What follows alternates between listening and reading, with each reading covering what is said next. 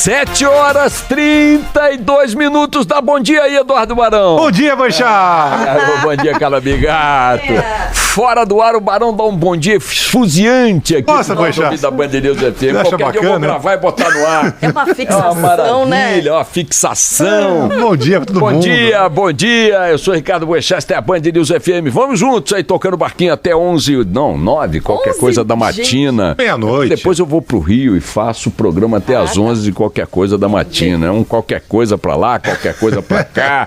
Bom dia a você, meu amigo, minha amiga, que está nas praças que compõem a rede Band News FM de notícias. Salve Brasília, sempre aí com a batata assando. Bom dia, João Pessoa, Fortaleza, Vitória, Salvador, Belo Horizonte, Orlando, Tampa. Bom dia, Porto Alegre. Bom dia, Curitiba, Rio de Janeiro, São Paulo. Bom dia, Júlia do Ailib. Bom dia a toda a equipe do Café com o Jornal. Sintonizem agora a TV Bandeirantes. Você terá as imagens do Café com o Jornal simultâneas aqui nos estúdios da Band News FM. Bom dia também para o nosso Rafael Colombo, sempre muito elegante lá no Band News TV. Bom, minha gente, bom dia também para o Facebook, adeusinho especial para o Facebook. Ontem o meu amigo e guru Nilo Dante foi meu primeiro chefe no extinto Diário de Notícias, me diz: Boechat, eu estava acompanhando sua transmissão pela TV Bandeirantes, acompanhando o Café com o Jornal, e em seguida você entrou, começou a falar. Boechat, você falou 17 minutos sem parar, Boechat. Sem respirar. Pelo amor de Deus, Boechat. Foi econômico, né? 17 minutos, então hoje eu me impus uma meta, vou falar só 13.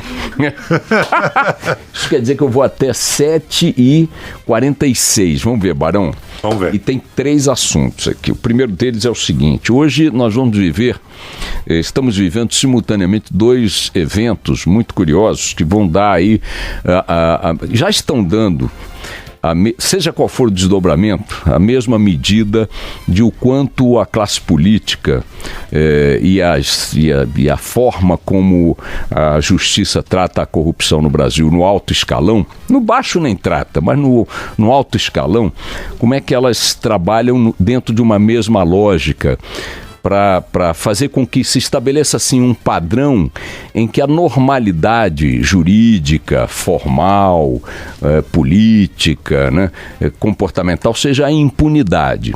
Vejam só, ontem eu fiquei matraqueando aqui meio solitariamente, e à noite também no Jornal da Band, diante da minha surpresa quanto ao desaparecimento do noticiário 24 horas úteis depois, porque o evento estourou na sexta-feira à noite e já na segunda-feira de manhã não tinha nada nos jornais, rigorosamente nada, daquela gravação do ministro do Desenvolvimento conversando com Joesley Batista para acertar o pagamento de propinas. Uma coisa absolutamente escandalosa no conteúdo, na forma, nas circunstâncias e tal. Este ministro Marcos Pereira, presidente nacional do PRN, não é isso o nome do partido dele? PR qualquer coisa, um desses partidos aí, ele acertou, detalhou parcelamentos da propina com Joesley Pereira nessa gravação. Joesley Batista, desculpe, nessa gravação, sem nenhum tipo de cerimônia, um negócio assim, é do PRB o partido dele. Essa gravação veio a público na sexta-feira à noite e ontem eu estranhei aqui de manhã que não houvesse uma linha mais nos jornais, pelo menos com algum destaque, tratando do escândalo. Ora, minha gente, qualquer escândalo dessa dimensão em qualquer país do mundo provocaria a queda imediata do ministro, até por uma medida cautelar. Diz: olha, o ministro se afasta aí até que se apure as circunstâncias, depois você volta. Para não dizer que o Brasil já não viveu coisa desse tipo, uma vez o ministro Henrique Argrives, do governo Itamar Franco, braço direito do Itamar, figura querida por ele, também foi atingido lá por uma denúncia, uma suspeita qualquer. Imediatamente o Argrives e o Itamar combinaram o seguinte: o Argrives sai do cargo, era um cargo importantíssimo, não me lembro se era chefe da Casa Civil ou coisa que o valha, era um grande articulador do governo Itamar, saiu do cargo 24 horas depois e só voltou quando as investigações não chegaram a conclusão nenhuma. Não estou entrando no mérito desse desfecho, mas impressionante que um ministro do Desenvolvimento seja flagrado numa gravação negociando pagamento de propina com um cara que está preso Isso foi negociado em março, mas o Joelio Batista está preso, o escândalo é gigantesco e tal. E repito, menos de 24 horas úteis depois, passado um fim de semana, já não se fale mais no assunto. Que a imprensa não fale no assunto é algo que realmente me deixa surpreso. Agora, o mais impressionante ainda é que o governo não tenha não tenha dado um pronunciamento, zero. Como se não fosse no quintal dele, como se não fosse um ministro dele.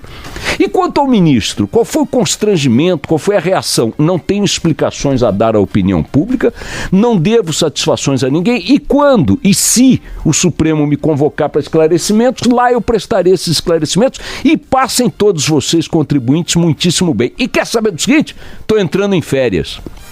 Entrou em férias. Olha o grau de ousadia dos caras. Olha o grau assim de prepotência. Como é que pode? Não te dou nenhuma satisfação e vou entrar em férias e não me enche o saco, não, senão eu tiro férias de 60 dias. E o presidente da República, patrão, chefe dele, o que fez? Nada. Não abriu a boca. E o porta-voz do Planalto? Nada. E uma nota oficial? Nada. Zero.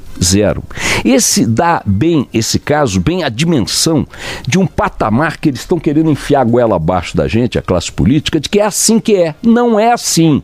Então, atenção, minha gente. Ontem eu vi colegas meus da imprensa com os quais conversei dizer, ô Boechat, mas não aconteceu nada depois da gravação. Eu digo, essa é a notícia. Mas, Boechat, o Planalto nem se pronunciou, Boechat. O que eu vou noticiar? Essa é a notícia. O ministro diz que não vai dar declarações, pois essa é a notícia. A notícia, nesse caso, é a não notícia. A manchete, neste caso, é a não consequência. E o pavor, neste caso, é que a gente está se acostumando a achar que isso é o normal. Não é não, minha gente. Na Holanda não é, nos Estados Unidos não é, no Canadá não é, no Japão não é. Na Coreia do Sul, menos do que isso, derrubou a primeira-ministra. E por aí vai, você colhe milhares de exemplos no mundo democrático e civilizado, onde figuras como essa, que não vão para a cadeia imediatamente, mas perdem os seus cargos, são alijadas do governo. O governo passa por situações constrangedoras. Me desculpe e tal, estamos vendo, estamos investigando. Nem essa teatralização eles estão se impondo mais. Então esse caso mede bem um valor que o Estado brasileiro e seus grandes controladores, que são os grupos políticos, querem impor à sociedade como se fosse normal. Não é. Outro caso que também soará como sendo uma mudança desse padrão está para ser decidido hoje pela primeira turma do Supremo Tribunal Federal. Ali o senhor Paulo Maluf, um quarto de século depois do crime pelo qual foi condenado, finalmente se deparará com a possibilidade, que muita gente ainda acha remota em se tratando do Maluf e do Supremo Tribunal Federal, de vir a ser preso. A primeira turma do Supremo Tribunal Federal julgará hoje os últimos, derradeiros recursos de Paulo Salim Maluf diante da condenação que recebeu do mesmo Supremo Tribunal Federal e da qual não cumpriu um único dia de cadeia. Talvez hoje Paulo Maluf receba a ordem de prisão do Supremo Tribunal Federal. Aí muita gente vai dizer, Maluf preso mostra que nós estamos mudando a situação e a realidade. De fato, é uma pequena gota nessa direção, mas vejam, isto está acontecendo um quarto de século depois do crime. Maluf já está condenado por todos os países dos quais não é deputado, legislador, empresário, não é nada, mas lá fora ele já foi condenado por todos os países que de alguma maneira ele utilizou para transitar com seu dinheiro sujo. Todos os países já concluíram os processos, já decidiram a condenação, e o Maluf não pode botar os pés fora do Brasil, porque senão será preso. O único país no mundo onde Maluf flana solto e livre e legislando e votando em decisões do Congresso é o nosso país. Então, o que eu quero concluir nessas duas questões é que mesmo o Maluf preso hoje, e ainda não está, nós temos nestes dois casos resultados de uma mesma cultura, que é a cultura do Estado brasileiro com seus agentes controladores, que são as quadrilhas políticas, de sugerir para o cidadão, para a população, que esse é o valor moral, que esse é o padrão de operação da justiça, que isso é assim que funciona. Não é. Ainda que o Maluf seja preso hoje, isto apenas coroará a escandalosa impunidade que vigora no Brasil, repito, independentemente da vigência da Lava Jato e de tudo que ela vem expondo. A conversa do senhor Marcos Pereira, ministro do Desenvolvimento, com Joelho Batista, aconteceu em março deste ano. A despeito de tudo que a gente tem acompanhado, a despeito de todo o escândalo que a sociedade tem manifestado diante dos acontecimentos e da exigência de que isso produza consequências. Vira essa página só rapidamente para tratar de um outro assunto aqui que me resta 1 minuto. Ontem a Câmara dos Deputados criou uma comissão de juristas para dar um parecer, apresentar um anteprojeto em, parece, 4 meses, para tratar da questão da violência, da criminalidade no país. Estão imaginando propor coisas relacionadas à legislação, aplicação de penas, regime de cumprimento de penas, integração de forças policiais e forças armadas no combate especialmente a tráfico de drogas e armas, considerando a necessidade de garantir maior vigilância e repressão a esses crimes a partir do controle de nossas fronteiras, de nossas rodovias, de nossas portas de entrada no país. A comissão vai ser presidida pelo ministro Alexandre de Moraes, do Supremo Tribunal Federal, e a expectativa é que o anteprojeto, segundo o presidente da Câmara, Rodrigo Maia, seja votado antes da eleição do ano que vem.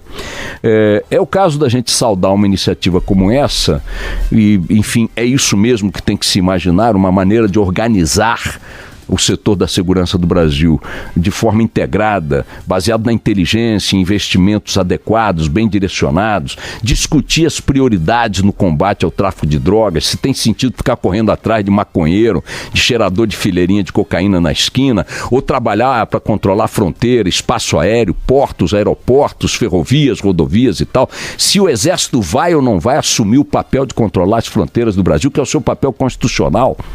Isso está no papel, mas não está na prática. Passa o diabo por nossas fronteiras, com todas as forças armadas aí estabelecidas, alegando que mantém segurança. Não mantém, não é verdade. Nem mesmo na Rocinha, com 1.400 homens das forças armadas e das polícias locais envolvidos, conseguiram debelar a ação dos bandidos na Rocinha.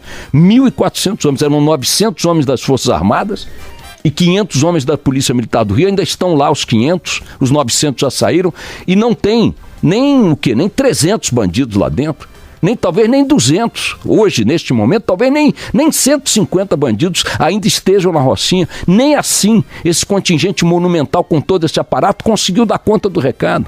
Hoje, na capa do Globo, tem uma foto do José Lucena, do Estadão, do estado de São Paulo, que é, talvez, na minha opinião, a foto mais impactante que eu vi esse ano. Crianças com uniformes escolares, a caminho da escola na Rocinha, com olhos vendados pelas crianças maiorzinhas, para não ver os cadáveres espalhados no seu caminho, todas de uniforme escolar.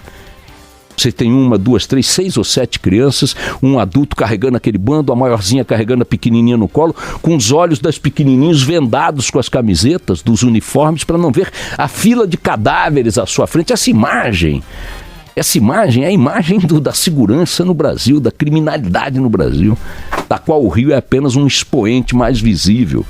Então agora a Câmara vem com essa ideia de criar um grupo de juristas, deve-se receber isso positivamente, mas eu só quero dizer o seguinte: eu estou velho demais para acreditar em oba-oba. Tudo isso que a Câmara vai fazer agora, com esses fundamentos, esses objetivos, eu venho acompanhando há 40 anos.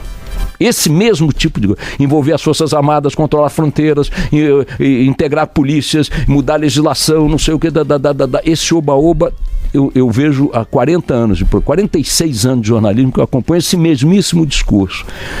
Lamentavelmente já não tenho idade mais para ter otimismo diante de novas promessas na mesma linha, mas só me resta mesmo, e a todos nós, esperar. Vamos lá.